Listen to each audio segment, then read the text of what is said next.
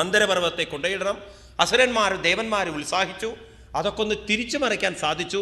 കുറേ അസുരന്മാർ അതിൻ്റെ പേരിൽ മരിച്ചു എന്നല്ലാതെ അത് കൊണ്ടുപോയിടാൻ സാധിച്ചില്ല.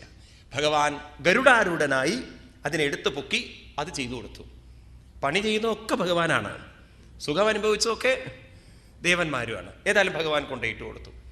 അത് കഴിഞ്ഞ് പാമ്പിനെ കൊണ്ടുപോയിടണം. ദേവന്മാർ തല പിടിച്ച് വലിച്ചു നോക്കി, തല പൊക്കിയാൽ വാല് പൊങ്ങില്ല, വാല് പൊക്കിയാൽ തല പൊങ്ങില്ല. എന്നാൽ അസുരന്മാർ വാലും ദേവന്മാർ തലയും പൊക്കി നടുപൊങ്ങില്ല. ഇനിയിപ്പോൾ എന്താ അതിന് വഴി? അതും ഭഗവാൻ തന്നെ കൊണ്ട് കുരുക്കിയിട്ട് കൊടുത്തു. അങ്ങനെ ഒരു വശത്ത് ദേവന്മാരും ഒരു വശത്ത് അസുരന്മാരും. 7-ാം അധ്യായം പാലാഴി മഥനത്തെ നമുക്ക് കാണിച്ചു തരികയാണ്. ദേവന്മാർ തല പിടിച്ച് വലിച്ചപ്പോൾ അസുരന്മാർ വാല പിടിച്ച് വലിക്കുന്നത്, പാമ്പ് അങ്ങോട്ട് വായ തുറന്നു. അത്രേ, നമ്മളെപ്പോലെ പല്ല് തേക്കണ സാധനമല്ലല്ലോ അത്. അതിൻ്റെ ഉള്ളിൽ നിന്ന് വന്ന ദുർഗന്ധം, ഓ, ദേവന്മാർ പറഞ്ഞു ഇതിലും ഭേദം മരിക്കുക നല്ലത്, അല്ലെങ്കിൽ എണീറ്റ് നിൽക്കാൻ ശക്തിയില്ല. അതിൻ്റെ ഇടയിൽ മുനിസിപ്പൽ കോർപ്പറേഷൻ്റെ അത് തന്നെ നമുക്ക് സഹിക്കാൻ പറ്റണില്ല. പിന്നെയുണ്ട് ഈ പാമ്പിൻ്റെ ഉള്ളിൽ നിന്ന് വരുന്ന ഈ സ്മെല്ല്. അവർ പറഞ്ഞു സഹിക്കാൻ പറ്റുന്നില്ലല്ലോ, ഭഗവാനെ ഞങ്ങൾക്ക് പറ്റില്ല. ഭഗവാൻ പറഞ്ഞു കാത്തിരിക്കൂ, ബഹളം വെക്കണ്ട. അതെന്താ ഭഗവാനെ ബഹളം വെക്കേണ്ടെന്ന്? എല്ലാറ്റിനും ഒരു വഴിയുണ്ട്, നിങ്ങൾ ബഹളം വെക്കാതിരിക്കും, ക്ഷമ വയ്ക്കൂ. കുറച്ച് കഴിഞ്ഞപ്പോൾ അസുരന്മാർ വലി നിർത്തി. ഭഗവാൻ ചോദിച്ചു എന്ത് പറ്റിയെന്ന്. ഈ ദേവന്മാർക്കൊരു തോന്നലുണ്ട് ഞങ്ങൾ അവരുടെ വാല് പിടിക്കുന്നവരാന്ന്. എന്താ ഞങ്ങളെപ്പോഴും വാല് പിടിക്കാനുള്ളവരാ? ഞങ്ങൾക്കൊരു അന്തസ്സും അഭിമാനവും ആഭിജാത്യമൊക്കെ ഇല്ലേ? ഭഗവാൻ ചോദിച്ചപ്പോൾ അതിനെന്താ വേണ്ടത്? തല ഞങ്ങൾ പിടിക്കാം, അവർ വാല് പിടിക്കട്ടെ എന്ന്. ദേവന്മാർ പറഞ്ഞു ഇത്തരം ബുദ്ധി അവർക്ക് തോന്നിയല്ലോ, അതിങ്ങനെ അപകടം പിടിച്ച തലയെ വേണ്ടതേ. അങ്ങനെ അങ്ങോട്ടും ഇങ്ങോട്ടും എക്സ്ചേഞ്ച് നടന്നു. ദേവന്മാർ അസുരന്മാരെ പിടിച്ചതും അസുരന്മാർ ദേവന്മാരെ പിടിച്ചതും. ഇതൊക്കെ നമ്മുടെ കഥയാണ് പറയുന്നത്. ഓരോരുത്തരും ചെന്ന് ഓരോ പുലിവാല് കയറി പിടിക്കും. പിന്നെ അവർക്ക് തന്നെ തോന്നുന്നു ഇനി വിടാൻ പറ്റില്ല എന്നുള്ളത്. ഇല്ലേ, അനുഭവങ്ങളില്ലേ ധാരാളം. അങ്ങനെ അവർ വലി തുടങ്ങുമ്പോൾ അതിനിടയിൽ ഇത് അങ്ങോട്ടും ഇങ്ങോട്ടും മാറ്റി കുറച്ച് കഴിഞ്ഞപ്പോൾ ഉണ്ടല്ലോ എന്തു പറ്റി? പർവ്വതം താഴ്ന്നു പോയി. ഇവർ കണ്ടില്ലേ അത്? ഗംഭീര വലി. ഇപ്പം കിട്ടും അമൃതം എന്ന് വെച്ചിട്ടേ. പാമ്പ് അങ്ങോട്ടും ഇങ്ങോട്ടും വലിയുണ്ട് എന്നല്ലാതെ ഇടയ്ക്ക് ഒരാൾ തിരിയേണ്ടതല്ലേ, അത് കാണുന്നില്ല. അപ്പോൾ ദേവന്മാർ ചോദിച്ചു ഇതിൻ്റെ ഇടയ്ക്കൊരു സാധനം തിരിഞ്ഞിരുന്നല്ലോ, ആ കൊന്ത എവിടെ പോയിന്ന്? അതെപ്പോഴും വെള്ളത്തിൻ്റെ അടിയിൽ പോയിട്ടുണ്ടേ. ഇനിയിപ്പോൾ അതെന്ത് ചെയ്യും? എല്ലാവരും കൂടെ സങ്കടപ്പെട്ടു ഭഗവാന്റെ നേരെ. ഉടനെ ഭഗവാൻ അവിടുന്ന് മറ്റൊരു രൂപമെടുത്ത് പ്രകടമാവുകയാണ്. ഭഗവാന്റെ അവതാരങ്ങളിൽ ഒരവതാരമാണ് ഈ പറയാൻ പോകുന്ന. മധ്യമാനേർണവേസോദ്രീ അനാദാരോഗ്യപോവിശൽ ദ്രിയമാണോ ബിബലിർ ഗൗരവാൽ പാണ്ഡുനന്ദനം തേ സുനിർവിണ്ണ മനസാ പരിമ്ലാനമുഖശ്രിയാം ആസൻ സുപൗരുഷേ നഷ്ടേ ദേവേനാദിബലീയസ വിലോക്യ വിഘ്നേശ വിധിം തദേശ്വരോ ദുരന്തവീര്യോ വിദദാഭിസന്ധി കൃത്വാ വപൂ കാശ്ചപമത്ഭുതം മഹൽ പ്രവിശ്യതോയം ഗിരിമുജ്ജഹാരം. ഭഗവാൻ എടുക്കുന്ന അവതാരത്തിൽ മറ്റൊരു അവതാരമാണ് കാശ്യപമത്ഭുതം മഹൽ. ഏത് അവതാരമാണ്? കൂർമാവതാരം. ബീഭത്സമായ യോജനകളോളം വലപ്പമുള്ള അതിഭയങ്കരമായൊരു കൂർമ്മത്തിൻ്റെ രൂപമെടുത്തുകൊണ്ട് ഭഗവാൻ അത് ആ തടാകത്തിലേക്ക് ഇറങ്ങിച്ചെല്ലുന്നു, ആ പാലാഴിയിലേക്ക് ഇറങ്ങിച്ചെല്ലുന്നു.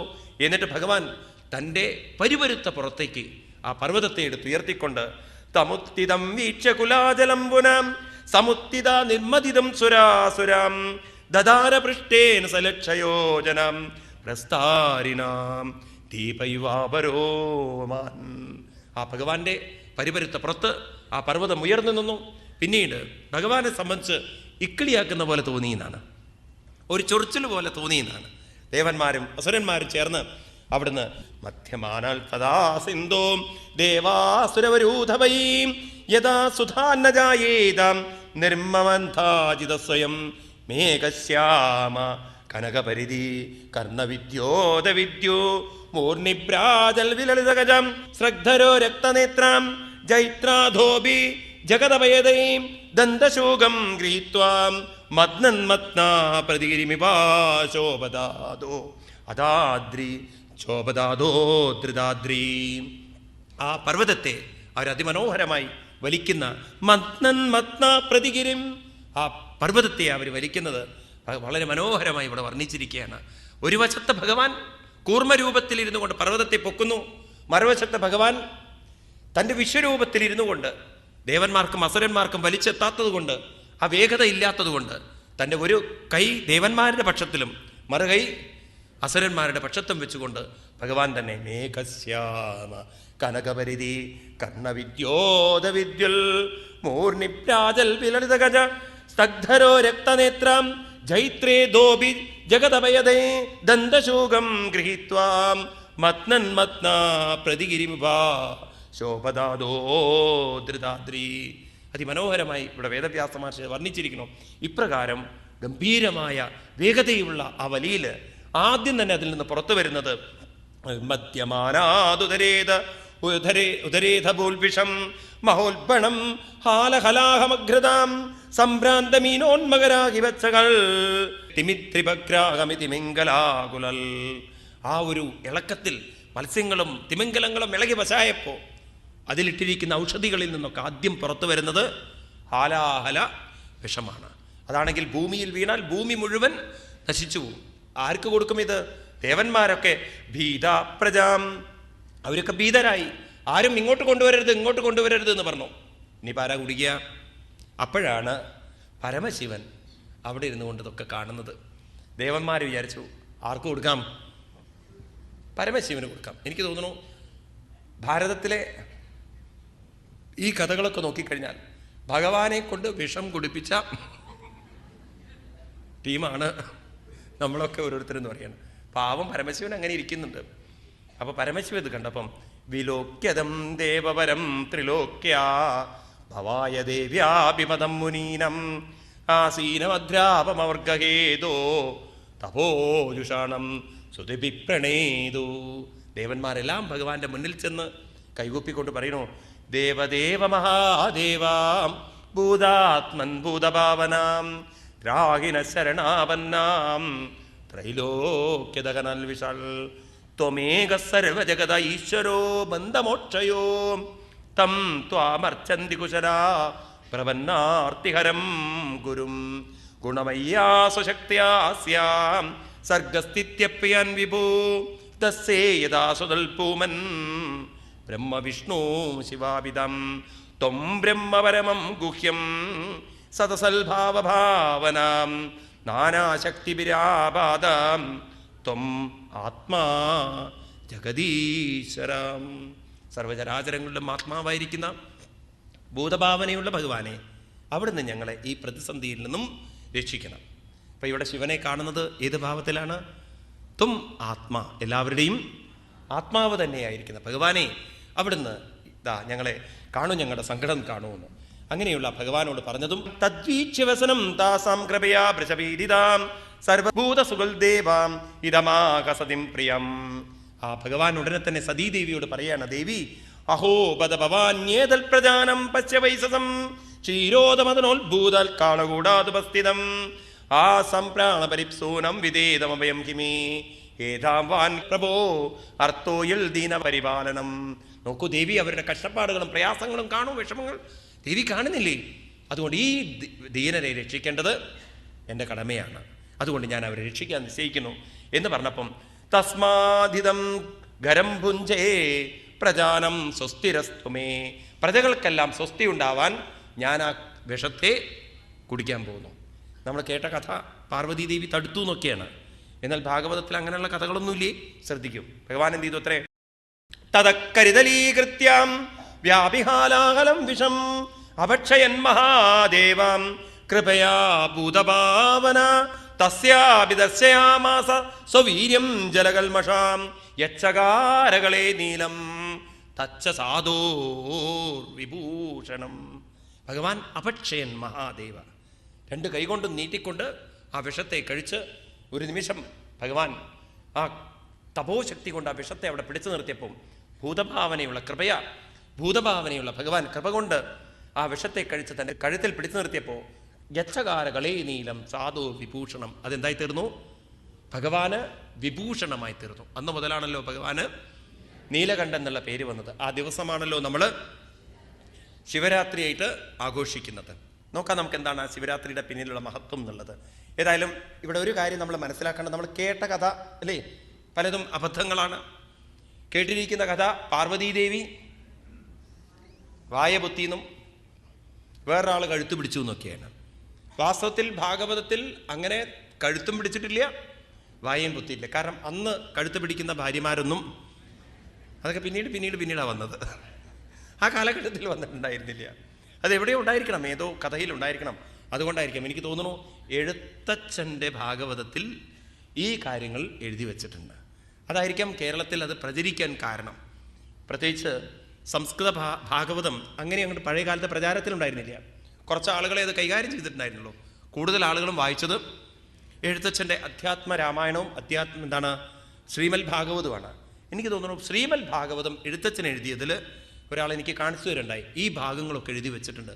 ഈ കഴുത്ത് പിടിക്കുന്നതും പാർവതി ദേവി കരയുന്നതും അതൊക്കെ നിങ്ങൾ ശ്രദ്ധിച്ചു നോക്കും, നിങ്ങളുടെ വീട്ടിൽ ഈ പുസ്തകം ഉണ്ടെങ്കിൽ. അതായിരിക്കാം അത് പ്രചരിക്കാൻ കാരണം. എന്നാൽ മൂലഭാഗവതത്തിൽ അതൊന്നുമില്ല. ഭഗവാൻ തൻ്റെ തപശക്തി കൊണ്ട് അത് പിടിച്ചു നിർത്തി. എന്നിട്ടോ അതിൽ നിന്ന് കുറച്ച് അംശങ്ങൾ വീണതാണത്രേ പാമ്പുകളും തേളുകളും മറ്റൊക്കെ കഴിച്ചത്. അങ്ങനെ അവരൊക്കെ വന്നതെന്ന് പറയണം. ഏതായാലും ആ പണി കഴിഞ്ഞു. വീണ്ടും ഇവിടെ വലി തുടങ്ങിയ വലിയ അപകടമാണല്ലോ പോയി കിട്ടിയത്. ഇനി വലിക്കുന്ന സമയത്ത് അതിൽ നിന്ന് ഓരോന്ന് വരികയാണ് അടുത്ത അധ്യായത്തിൽ. ആദ്യം വരുന്നത് പീതേ ഗരേ വിഷാങ്കേണ പ്രീതാസ്തേ അമരദാനവ മമന്തുസ്തരസാ സിന്ധും ഹവിർദാനിതോ ഭവൽ. പിന്നെ അവിടുന്ന് വരുന്നത് കാമധേനു വന്നപ്പം അതിനെല്ലാം ആര് പിടിച്ചെടുത്തു? താം അഗ്നിഹോത്രീ മിഷയോ ജഗൃഹുർ ബ്രഹ്മവാദിനാം. ആരെടുത്തു?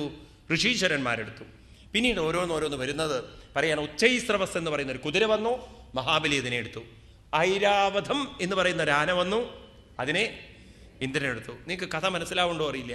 ഈ പ്രശ്നങ്ങളൊക്കെ ഉണ്ടാക്കിയത് ഐരാവതാണ്. ഇപ്പൊ വീണ്ടും വരുന്നത് ഐരാവതാണ്. അപ്പൊ തന്നെ സംശയങ്ങളില്ലേ? ഭാഗവതത്തിൽ ഇങ്ങനെയുള്ള കോൺട്രഡിക്ഷൻ വെക്കാൻ കാരണം ഇതൊരു വെറും കഥയല്ല എന്ന് പറയാനാണ്. അല്ലെങ്കിൽ ആളുകൾ ഈ പൊട്ട കഥയുടെ പിന്നാലെ പോവും. അപ്പോൾ ഒരു ഐരാവതം കൊണ്ട് പ്രശ്നം ഉണ്ടാവണു, വേറൊരു ഐരാവതം കയറണു എന്നൊക്കെ പറഞ്ഞു കഴിഞ്ഞാൽ അപ്പം തന്നെ ചോദ്യം വന്നില്ലേ, എത്ര ഐരാവതം ഉണ്ട്? 2 ഐരാവതം ഉണ്ടോ? ഈ ചോദ്യങ്ങൾ ഇത് മനഃപൂർവ്വം എഴുതി വെക്കുകയാണ്. അല്ലെങ്കിൽ എന്താ പ്രശ്നം വെച്ചാൽ നമ്മൾ കഥ തന്നെ സത്യമായിട്ട് കരുതും. ഇവിടെ തന്നെ കഥ ശരിയല്ല എന്ന് മനസ്സിലാക്കി കഴിഞ്ഞാൽ പ്രശ്നമില്ലല്ലോ. പിന്നീട് അതിന് ശേഷം ഓരോന്ന് വരുന്നത് കൗസ്തഭം എന്ന മണി വന്നു, അത് ഭഗവാൻ എടുത്തു. പാരിജാതം എന്നൊരു വൃക്ഷം വന്നു, അത് ദേവന്മാരെടുത്തു. ഇങ്ങനെ ഓരോന്നോരോന്ന് വന്നപ്പോൾ പിന്നീട് വരുന്നു ആര്?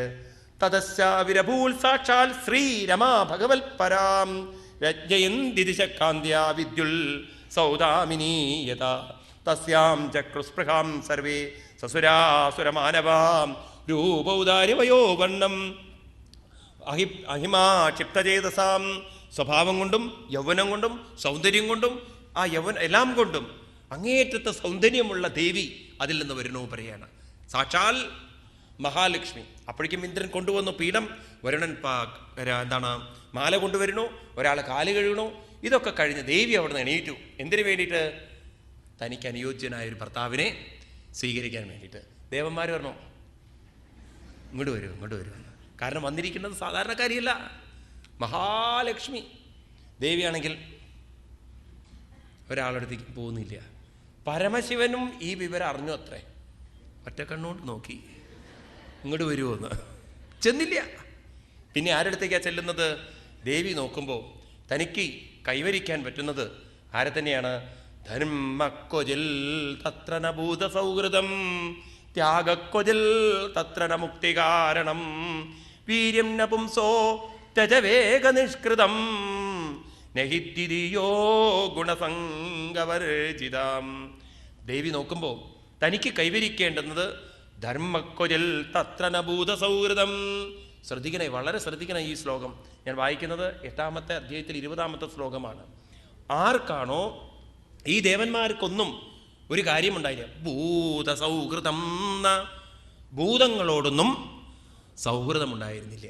എന്ന് വെച്ചാൽ എന്താണ്? മറ്റുള്ളവരോട് ദയയും അങ്ങനെയുള്ള നല്ല സംസ്കാരം കൊടുക്കാനുള്ള, പങ്കുവെക്കാനുള്ള മനസ്സ് അവർക്കൊന്നും കാണാത്തതുകൊണ്ട് ആരെ സ്വീകരിച്ചില്ല? ദേവി അവരെയൊന്നും സ്വീകരിച്ചില്ല. ത്യാഗക്കൊജിൽ, ത്യാഗം ചെയ്യാനുള്ള മനസ്സ്. എന്തിനു വേണ്ടിയിട്ട്?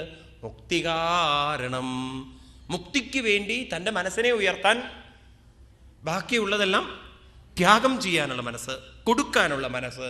വീര്യം ന പുംസോ ത്യജവേഗ നിഷ്കൃതം നഹിദ്വിതീയോ ഗുണസംഗവർജിതാം. ഈ പ്രകൃതിയിൽ നിന്നും വ്യത്യസ്തമായിരിക്കുന്ന ആത്മീയമായ തത്വത്തിലേക്ക് മനസ്സിനെ ഉയർത്താൻ ഇവർക്കൊന്നും സാധ്യമല്ലാത്തതുകൊണ്ട് എന്നെ മുറുകെ പിടിച്ചിരിക്കും എന്ന് കരുതിക്കൊണ്ട് ദേവി അവരൊന്നും വകവച്ചില്ല എന്നാണ്. അപ്പം ദേവിക്ക് ആരെയാണ് വേണ്ടത്? തന്നെ സ്വീകരിക്കുകയും വേണം, തന്നെ പങ്കുവെക്കുകയും വേണം.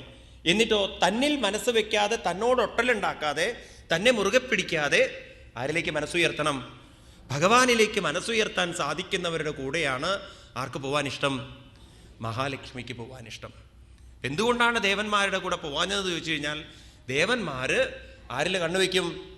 മഹാലക്ഷ്മിയിൽ തന്നെ കണ്ണുവെച്ച് അവരുടെ മുന്നോട്ടുള്ള പുരോഗതിയെ അവർ തടസ്സപ്പെടുത്തുന്നതാണ്. അതുകൊണ്ടാണ് ദേവി അവരുടെ അടുത്തേക്ക് പോവാഞ്ഞത് എന്ന്. വളരെ ശ്രദ്ധിക്കും ഈ വരികളൊക്കെ.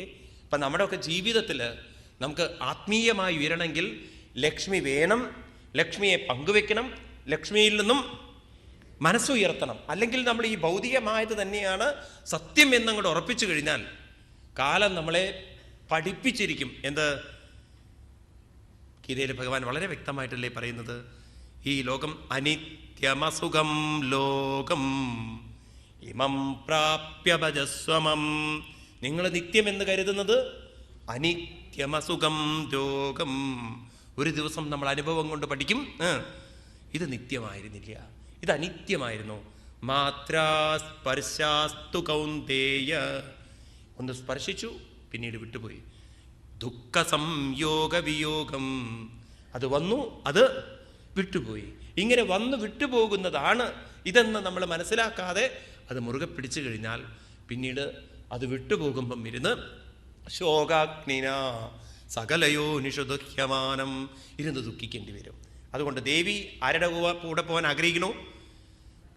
തന്നെ സ്വീകരിക്കണം, തന്നെ പങ്കുവെക്കണം, തന്നിൽ നിന്നും മനസ്സുയർത്താൻ സാധിക്കുന്ന, അങ്ങനെ നോക്കുമ്പം ഒരാളെ മാത്രമേ കണ്ടുള്ളൂ എന്നാണ്. ആരെയാണത്രേ കണ്ടത്?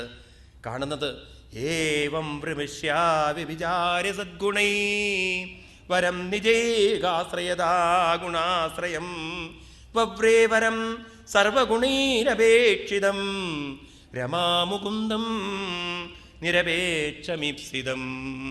ഇപ്രകാരം ദേവി നോക്കുന്ന സമയത്ത് മറ്റൊന്നിലും വ്യഭിചാരി സദ്ഗുണൈ, മനസ്സ് മറ്റൊന്നിലേക്കും വെക്കാതെ തൻ്റെ അന്തരാത്മാവിൽ തന്നെ മനസ്സുറപ്പിച്ചുകൊണ്ട് അതിൽ തന്നെ ആശ്രയിച്ചുകൊണ്ട് അങ്ങനെ ഇരിക്കുന്ന മുകുന്ദം ആരെ കണ്ടു? ഭഗവാനെ കണ്ടു. അപ്പം മഹാവിഷ്ണുവിനെ ലക്ഷ്മി ദേവി സ്വീകരിക്കാൻ കാരണം മറ്റൊന്നിൽ മനസ്സ് വയ്ക്കാതെ തന്നിൽ തന്നെ നിറഞ്ഞിരിക്കുന്ന ആ ഭഗവത് സ്വരൂപത്തിൽ മനസ്സുറപ്പിച്ചവരാണ് ആര്? മഹാവിഷ്ണു എന്ന് കണ്ടതുകൊണ്ടാണ് ആരെ സ്വീകരിച്ചത്? മഹാവിഷ്ണുവിനെ സ്വീകരിച്ചത്. അപ്പം ഈ ലക്ഷ്മി ആരുടെ കൂടെ നിൽക്കുന്നു ചോദിച്ചു കഴിഞ്ഞാൽ, ആരാണോ ലക്ഷ്മിയുടെ പുറകിൽ നടക്കുന്നത് അവരുടെ കൂടെ ആരുണ്ടാവില്ല? ലക്ഷ്മി ഉണ്ടാവില്ല. മനസ്സിലായില്ലേ? അപ്രകാരം മനസ്സ് ഭഗവാനിലേക്ക് ഉറപ്പിക്കാൻ സാധിക്കുന്ന ഒരാളിലാണ് ആരുണ്ടാവുക? ഭഗവാൻ ഉണ്ടാവുക. ഒരു ഭാര്യയും ഭർത്താവും തമ്മിൽ തെറ്റി, ഡൈവേഴ്സ് എത്തി, കോടതിയിലെത്തി. ജഡ്ജി ചോദിച്ചു, എന്താ നിങ്ങൾക്ക് തമ്മിൽ പ്രശ്നം എന്ന്. അപ്പോൾ ഉടനെ ഇയാൾ പറഞ്ഞു, അവൾക്ക് എന്നേക്കാളും ജീവനെയാണ് ഇഷ്ടം എന്ന്. അവൾക്ക് ജീവനെയാണ് ഇഷ്ടം. അപ്പോൾ ഉടനെ ജഡ്ജി പറഞ്ഞു, ഒരുപക്ഷെ അവൾ ഭാഗവതം കേട്ടിട്ടുണ്ടാവും, അതുകൊണ്ടായിരിക്കും അവൾക്ക് നിങ്ങളെക്കാളും കൂടുതൽ ജീവനെയാണ് ഇഷ്ടം എന്ന്. അപ്പം ഭാര്യയോട് സ്ത്രീയോട് ചോദിച്ചു, നിങ്ങൾക്ക് ജീവനെയാണോ ഇഷ്ടം? ശരിയാണ് സാർ, എനിക്ക് ഏറ്റവും കൂടുതൽ ജീവനെയാണ് ഇഷ്ടം എന്ന്. ഉടനെ ഇയാൾ പറയാണ്, സാറിനറിയോ ഇത് ഏത് ജീവനാണെന്നുള്ളത്? അവളുടെ ഓഫീസിൽ ജോലി ചെയ്യുന്ന ഒരാളാണ് ഈ ജീവനെ, ഒരാളുടെ പേരാണ് ജീവൻ എന്ന്. അല്ലാതെ സ്വന്തം അന്തരാത്മാവല്ല അവൾ ഉദ്ദേശിച്ചിരിക്കുന്നത്. അതുകൊണ്ടാണ് ഈ കുടുംബ പ്രശ്നങ്ങൾ ഉണ്ടായിരിക്കുന്നത്. ഇതുപോലെ ഇവിടെ ഭഗവാൻ തൻ്റെ അന്തരാത്മാവായിരിക്കുന്ന ജീവനിൽ തന്നെ, അല്ലെങ്കിൽ ആ സത്യത്തിൽ തന്നെ മനസ്സുറപ്പിച്ചിരിക്കുന്ന ഒരാളായതുകൊണ്ട് ആ ഭഗവാനെ തന്നെയാണ് ഞാൻ കൈവരിക്കുന്നത് എന്ന് ഇവിടെ ഓർമ്മിപ്പിക്കുകയാണ്. അപ്പോൾ ഒരു കാര്യം ഞാൻ നിങ്ങളോട് മുമ്പ് പറഞ്ഞു, ലക്ഷ്മിയുടെ പിന്നാലെ പോകുന്നവരെ ഭഗവാൻ ഇഷ്ടപ്പെടില്ല. അവർക്ക് ദുഃഖങ്ങളും വിഷമങ്ങളും വരും. എന്തുകൊണ്ടാണ് ദുഃഖവും വിഷമം വരുന്നത്? ഒരു ഭർത്താവിനും തൻ്റെ ഭാര്യയുടെ പിന്നാലെ മറ്റൊരാൾ കമൻ്റ് അടിച്ച് പോകുന്നത് ഇഷ്ടപ്പെടില്ല. ഏത് ഭർത്താവും ഇഷ്ടപ്പെടുന്നത് തൻ്റെ പിന്നാലെ ആളുകൾ വരാനാണ്. അപ്പോൾ ഭഗവാന്റെ പിന്നാലെ നമ്മൾ പോയി കഴിഞ്ഞാൽ ഭഗവാനെയും കിട്ടും, ലക്ഷ്മിയും കിട്ടും. നേരെ മറിച്ച് ലക്ഷ്മിയുടെ പിന്നാലെയാണ് പോകുന്നതെങ്കിൽ ലക്ഷ്മിയെ കിട്ടില്ല എന്ന് മാത്രമല്ല, ഭഗവാൻ കല്ലെടുത്ത് എറിയും. അതെന്തിനാ കല്ലെടുത്ത് എറിയുന്നത്? നീ ആരാടാ എൻ്റെ ഭാര്യയുടെ പിന്നാലെ പോകുന്നത് എന്ന് പറഞ്ഞിട്ട്. അപ്പോൾ രണ്ട് ദുഃഖങ്ങളാണ്. ലക്ഷ്മിയെ കിട്ടില്ല എന്നുള്ളൊരു ദുഃഖം, ഇടയ്ക്കിടയ്ക്ക് ഓരോ അടികൾ കിട്ടണം എന്നുള്ള ദുഃഖം. അതുകൊണ്ട് പറയുന്നു, ആരുടെ പിന്നാലെ പോകണം? നമ്രാണം സന്നിധത്തെ സതതമപി പുരസ്ഥൈ അനഭ്യർത്ഥിതാനപി കാമാനജസ്രം വിതരസി പരമാനന്ദ സാന്ദ്രാം ഗതിം ച. കാമാൻ അജസ്രം, ലക്ഷ്മിയെയും കിട്ടും, പരമാനന്ദ സാന്ദ്രം ഗതിം ച.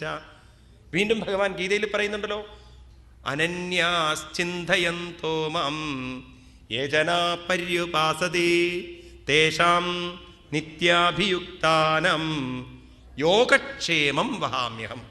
ഇത് LIC-കാർ പറഞ്ഞതല്ല. യോഗവും തരും, ക്ഷേമവും. ക്ഷേമം എന്ന് പറഞ്ഞാൽ ഭൗതികമായത്, യോഗം എന്ന് പറഞ്ഞാൽ ഭഗവാന്റെ. ഇത് വളരെ സത്യമാണ്. ഭഗവാനിലേക്ക് മനസ്സ് തിരിയും തോറുണ്ടല്ലോ യോഗവും ക്ഷേമവും നടന്നിരിക്കും. അതെങ്ങനെ ഏതാന്ന് വെച്ച് കഴിഞ്ഞാൽ അങ്ങനെ സംഭവിച്ചിരിക്കും. അതല്ല നമ്മൾ ഭൗതികമായ കാര്യത്തിലേക്കാണ് ഓടുന്നതെങ്കിൽ ഇന്ന് നോക്കൂ, നിങ്ങൾ ടെൻഷനുകളും അതുപോലെ വേണ്ടാത്ത രോഗങ്ങളും ഈ കാര്യങ്ങളിൽ മനസ്സ് വെച്ച് ജീവിക്കുന്നവർക്കുള്ളതാണ് കൂടുതൽ. അവരുടെ വിചാരം ഇതൊക്കെ പിടിച്ചു നിർത്താൻ പറ്റും ഈ സാമ്രാജ്യങ്ങളൊക്കെ എന്നാണ്. ഇന്ന് നോക്കൂ നിങ്ങൾ, റിസഷൻ ഒറ്റയടിക്ക് താഴ്ന്നു പോയില്ലേ കാര്യങ്ങൾ? ഓരോ ദിവസവും ദുഃഖത്തിലേക്കും ദുരന്തത്തിലേക്കും അല്ലേ? അപ്പം ഇതെന്നൊക്കെ മനസ്സ് ഉയർത്തിക്കഴിഞ്ഞാൽ ഇതെല്ലാം വരും, ഇതെല്ലാം പോകും. അപ്പം സ്വാമി ഭൗതികത വേണ്ടേ? വെറും ആധ്യാത്മികമായി ചിന്തിച്ച് ജീവിച്ചു കഴിഞ്ഞാലോ? അവിടെയാണ് ആളുകൾ തെറ്റിദ്ധരിക്കുന്നത്. ആധ്യാത്മികമായി ജീവിക്കുക എന്ന് പറഞ്ഞാൽ ഏത് പ്രശ്നങ്ങളിലും കൂടെ എപ്പോഴും ഭഗവാനുണ്ടെന്നൊരു ദൃഢതയിൽ മനസ്സിനെ ഉറപ്പിച്ച് ജീവിക്കലാണ്. ഏത് പ്രതിസന്ധിയെയും തരണം ചെയ്യാനുള്ളൊരു കഴിവ് എൻ്റെ മനസ്സിനുണ്ടെന്ന് ഉറപ്പിക്കലാണ്. അങ്ങനെ തന്നിൽ തന്നെയുള്ളൊരു ബലത്തിൽ മനസ്സുറപ്പിച്ചു കഴിഞ്ഞാൽ ഇന്ന് നമുക്ക് നഷ്ടപ്പെട്ടാലും നാളെ നമുക്ക് മറ്റൊന്ന് കിട്ടാൻ സാധിക്കുമെന്നുള്ളൊരു പ്രത്യാശ മനസ്സിൽ തരാൻ പറ്റും. അല്ലെങ്കിൽ ഇന്ന് നഷ്ടപ്പെട്ടതിൽ നാളെയും ഇരുന്ന് ദുഃഖിച്ചുകൊണ്ട് അങ്ങനെ ജീവിതം മുഴുവൻ ഒരു ദുരിതമാക്കി മാറ്റാൻ നമുക്ക് സാധിക്കും. അതല്ലേ നമ്മൾ കണ്ടുകൊണ്ടിരിക്കുന്നത്. ഇനിയും എനിക്ക് നേരെയാവാൻ പറ്റും എന്നല്ല ചിന്തിക്കുന്നത്. വീണ്ടും വീണ്ടും വീണ്ടും ദുരിതത്തിലേക്കാണ് ആളുകൾ പോകുന്നത്. ആ തരത്തിലുള്ള ചിന്തകളിൽ നിന്ന് മനസ്സിനെ ഉയർത്താൻ സാധിക്കും. അങ്ങനെ മഹാലക്ഷ്മി ഭഗവാനെ സ്വീകരിച്ചു. പിന്നീട് വീണ്ടും വലി നടന്നു. ആ വലിയിൽ വാരുണി മദ്യം വന്നു.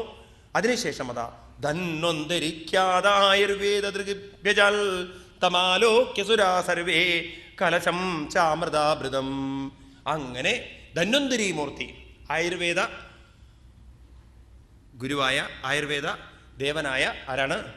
ധന്വന്തരി മൂർത്തി അമൃത കലശവുമായി പ്രകടമായതും പാവം ദേവന്മാര് അവർ എടുക്കുന്നതിന് മുമ്പ് തന്നെ അസുരന്മാരെടുത്തു. കാരണം അവർക്ക് എപ്പോൾ വേണമെങ്കിലും വിടാൻ പറ്റും. തലയാണല്ലോ പിടിച്ചിരിക്കുന്നത്. അവർ വിടാൻ വേണ്ടി കാത്തിരിക്കുകയാണ്. ദേവന്മാരെന്ത് പറ്റി? വാല് പിടിക്കുന്നതിൻ്റെ സുഖത്തിൽ അങ്ങനെ ഇരുന്ന് വലിച്ച്